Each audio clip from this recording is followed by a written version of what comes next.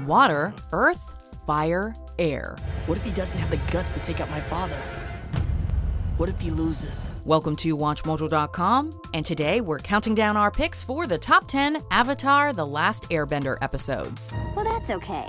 Any friend of the Avatar is an enemy of mine. Before we begin, we publish new content every day, so be sure to subscribe to our channel and ring the bell to get notified about our latest videos. For this list, we're looking at the best and/or most memorable episodes of Nickelodeon's massively popular fantasy saga. As we'll be dealing with some major plot details, we are issuing a spoiler alert. Hello? I'm sorry to disturb you. I just really need to find the moon and the ocean spirits. Number 10, The Ember Island Players. Who says recap episodes have to be boring? We were just in town and we found this poster.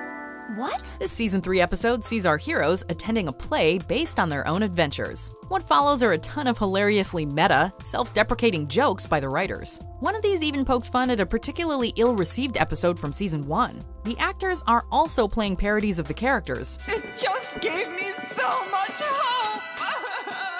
Sokka is only obsessed with food, Katara is too emotional, and Toph is a screeching buff dude. It's not all laughs, however. Zuko's mistakes are a constant focus, and the play ends with the Fire Lord victorious. It is over, Father. We've done it. Yes, we have done it. It's a bleak end in an otherwise lighthearted episode that reminds the characters, as well as the audience, that the biggest challenge is yet to come. Number 9, The Library. In this Season 2 episode, Team Avatar learns of an ancient library in a desert that houses the world's knowledge. I'd like to spend my vacation at the library!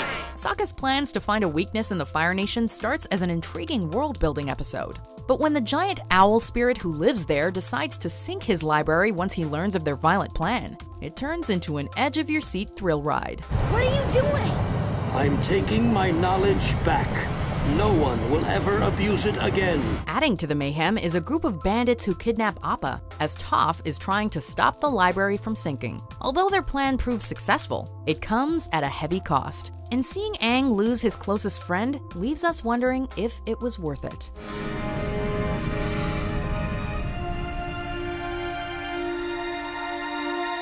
Number 8, The Storm.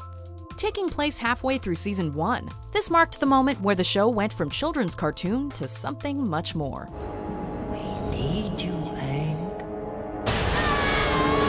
As Aang reveals to Katara how he shied away from his Avatar responsibilities 100 years ago, Iroh tells the story of his nephew Zuko's banishment. Both stories brim with complex emotions, as we see Aang make a reckless mistake, and Zuko bravely speak out against the Fire Nation. Those soldiers love and defend our nation. How can you betray them? Not only does it humanize the show's villain, it also shows that our hero is far from infallible. It fleshes out both characters considerably in ways that were risky for a kids' show, and it does it all in just under 30 minutes. I can't make guesses about how things would have turned out if I hadn't run away. I'm here now and I'm going to make the most of it. Number 7, The Blue Spirit. That's how Sokka started yesterday. Now look at him. He thinks he's an earthbender. Take that, you rock! While The Storm added depth to both Aang and Zuko respectively, the next episode expanded on the dynamic between the two. After being captured by Fire Nation troops, Aang was left to rely solely on a mysterious masked figure. The episode features some excellent fighting animation, as the masked Zuko must use 2 swords instead of bending as to not give himself away.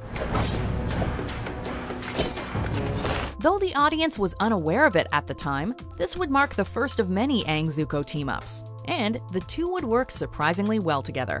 For Zuko, who would soon become a fan-favorite character, it was further proof that there was more to him than meets the eye. If we knew each other back then, do you think we could have been friends too? Number 6, The Crossroads of Destiny. Throughout Season 2, the writers built up Zuko's sister Azula as a formidable foe. If I sense any disloyalty, any hesitation, any weakness at all, I will snuff it out. In the finale, the build-up pays off, primarily taking place in the Earth Kingdom city Ba Sing Se. The episode sees Team Avatar's attempts to stop Azula from taking over, but as she's a master manipulator and fighter, this plan goes south. Far south. You will have your honor back. You will have Father's love. You will have everything you want. Not only does the city fall over the course of breathtaking action sequences, but also Zuko betrays his loving uncle, and Aang suffers an almost fatal wound at the hands of Azula. It's a dark note for the season to go out on, but one that shows just how real the stakes are. What if Father doesn't restore my honor? He doesn't need to, Zuko. Today, you restored your own honor. Number 5. The Siege of the North. You rise with the moon. I rise with the sun. The two-part finale to Season 1 sees our heroes gearing up for battle after finally arriving at the home of the Northern Water Tribe.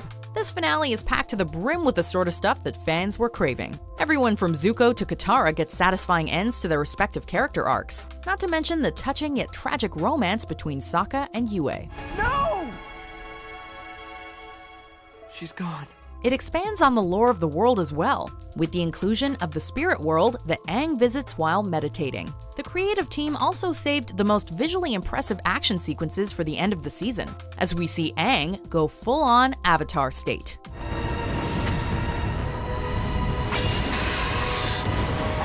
Number 4. The Avatar and the Fire Lord. You need to know the story of your great-grandfather's demise. It will reveal your own destiny. Throughout the show's run, one of the biggest mysteries was how the 100-Year War began. The answer was finally revealed in this crucial Season 3 episode. In flashbacks, we see that Roku, the previous Avatar, and Sozin, the Fire Lord who started the war, were actually best friends growing up. Customarily, my subjects bow before greeting me.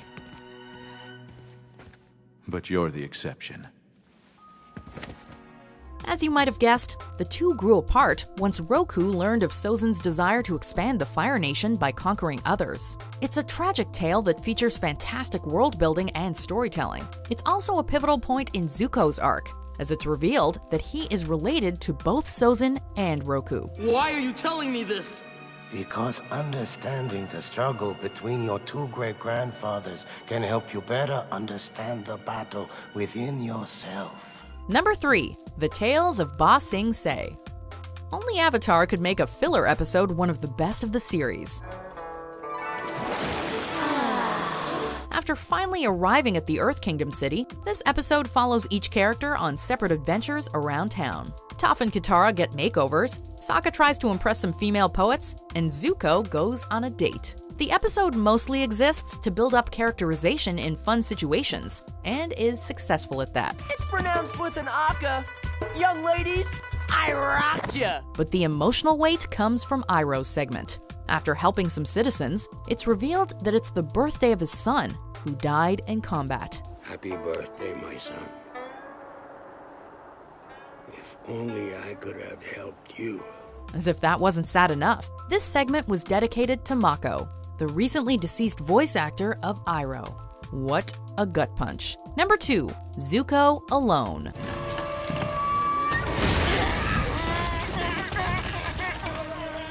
As the title might suggest, this Season 2 episode focuses solely on Zuko, and doesn't feature any of the other main characters. After he and his uncle go separate ways, Zuko wanders into a town being terrorized by a small group of Earth Kingdom soldiers. You better leave town. Penalty for staying's a lot steeper than you can afford, stranger. It's heavily influenced by Westerns, as the lone Zuko grows fond of a family and strives to help the town. It's also juxtaposed with flashbacks to Zuko's childhood, as he remembers how his father became Fire Lord and his mother disappeared. It builds up an already strong character, and further cements him as one of the most dynamic characters of the series. You're not a prince, you're an outcast! His own father burned and disowned him! Before we get to our top pick, here are some honorable mentions. The past can be a great teacher. Somebody's a little light on his feet. What's your fighting name? The fancy dancer? Oh, your emotions are so turbulent, like swirling storm clouds. Number 1. Sozin's Comet. What are you doing? Teaching you a lesson. In this epic 4-part conclusion, the culmination of everything the show had been building towards finally arrived. And it did not disappoint. After learning about Ozai's plan to use a comet to boost his power and destroy the Earth Kingdom, Aang and his friends must find a way to put an end to the tyrant. Nearly every character gets their just amount of heroic screen time. The finale delivers in every category, including emotional character moments, suspenseful action, and truly stunning animation.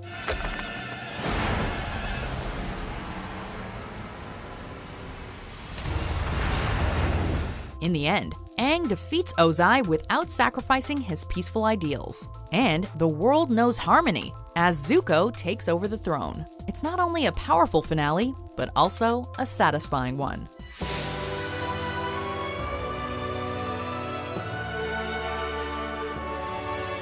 Do you agree with our picks? Check out these other great clips from Watch Mojo and subscribe for new videos every day.